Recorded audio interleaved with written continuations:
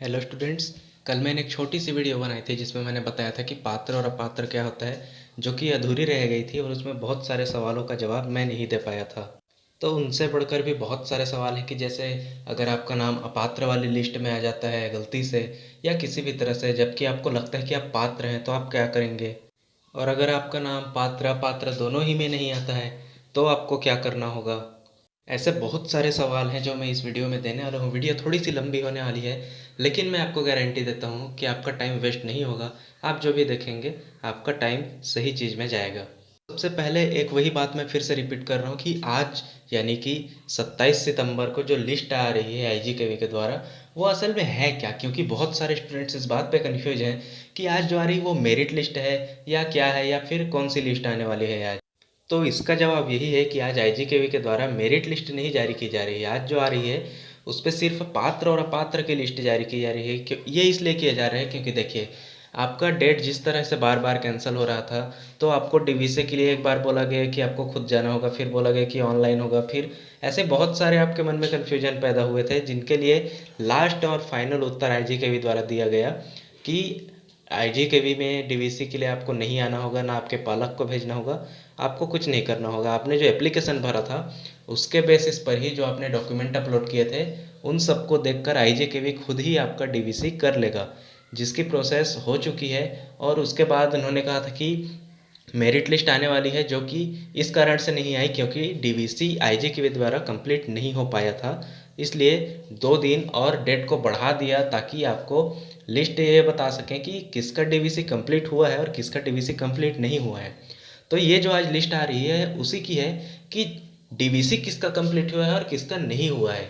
इसी बात की लिस्ट आपको आज जारी की जाएगी, जिसमें बताया जाएगा कि जो लोग पात्र हैं पहले तो उनका नाम दिया होगा, फिर अपात्र वालों का नाम दिया होगा, और फिर जिनका नाम दोनों में ही नहीं आएगा उनके लिए भी मैं आगे बताने वाला हूँ।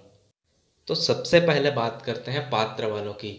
आपका नाम अगर पात्र वाली सूची में आता है तो आपको बहुत मुबारक हो, क्योंकि आपका DVC IGKV द्वारा कंप्लीट कर लिया गया है और आप अगले राउंड के लिए एप्लीकेबल हैं, यानी कि आपका एप्लीकेशन मान्य होगा और आप एडमिशन की सारी प्रक्रियाएं कर सकते हैं।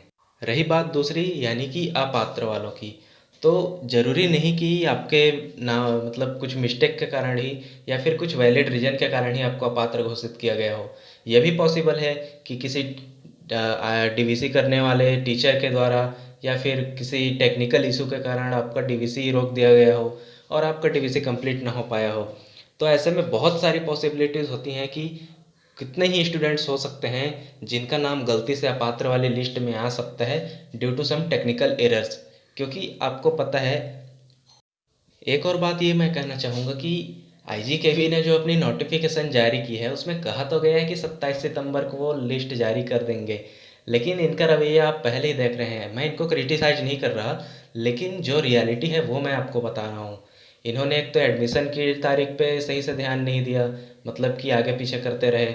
उसके बाद फिर और जब आपको डाउनलोड करने के लिए बात आई, जब आपकी एडमिट कार्ड की या फिर कुछ भी, तो इन्होंने डेट्स में अपनी बार बार चेंजेस किए हैं। तो इसलिए मैं ये कहना चाहूँगा कि 27 सितंबर इन्होंने डेट जो दी हुई है उस पर फ़िलहाल के लिए तो यही डेट है, लेकिन ये मे भी पॉसिबल है कि आज मेरिट लिस्ट ना आए तो आप निराश ना होइएगा। मैं जैसे ही इनकी कुछ न्यू नोटिफिकेशन आती है या फिर कोई डेट्स में चेंजेस होते हैं तो मैं आपको तुरंत से बता दूंगा। एक और क्वेश्चन है जिसका जवाब मुझे लगता है कि आपको जानना चाहिए, या मुझे पता नहीं कि ये आपके काम का है या नहीं, लेकिन फिर भी आपको जानना चाहिए कि किसी ने पूछा था सर अल्फ़ाबेटिकली नाम आएगा या फिर रैंक वाइज। तो इस पर IGKV ने कुछ क्लियरेंस दी तो नहीं है कि किस वाइज पर होगा, लेकिन ये मैं आपको बता दूं कि अल्फ़ाबेटिकली होने के ज़्यादा चांसेस हैं। तो अब ये भी जान लीजिए कि अल्फ़ाबेटिकली होने से और रैंक वाइज होने से आपको क्या फ़र्क पड़ेगा।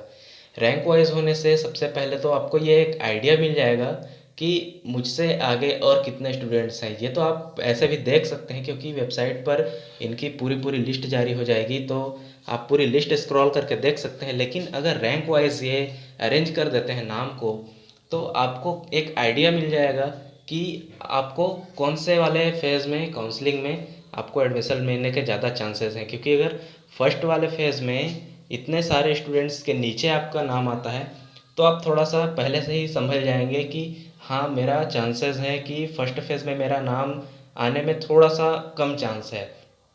और यही अगर हम बात करें अल्फ़ाबेटिकली की, यानी कि ABCD के हिसाब से, तो ऐसे में क्या होगा कि सबका नाम रहेगा, बगल में सिर्फ इतना लिख दिया जाएगा कि एप्लीकेबल है या एप्लीकेबल नहीं है।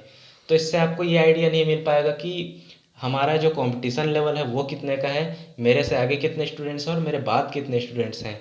तो इसलिए अगर रैंक वाइज ये लोग रिलीज करते हैं मेरिट लिस्ट, या फिर पात्र अपात्र की सूची मैं कहूँ, तो ये ज़्यादा बेटर होगा। और अगर आपने यहाँ तक वीडियो देख ही ली है तो एक छोटी सी इन्फॉर्मेशन ये भी लेते जाइए कि बहुत लोगों को डाउट है कि मेरिट लिस्ट कैसे देखा जाएगा, क्या इसके लिए हमें लॉगिन करना होगा या फिर कैसे होगा। तो इसके लिए पहले ही IGKV ने अपनी क्लियरेंस दे दी है कि इसके लिए आपको लॉगिन करने का कोई मतलब ज़रूरत नहीं है। ये एक पब्लिक पेज होगा जो कि आपको वेबसाइट पर दे दिया जाएगा, और उस वेबसाइट का लिंक मैं आपको कुछ देर बाद एक और नई वीडियो बनाऊंगा उस पर दे दूंगा।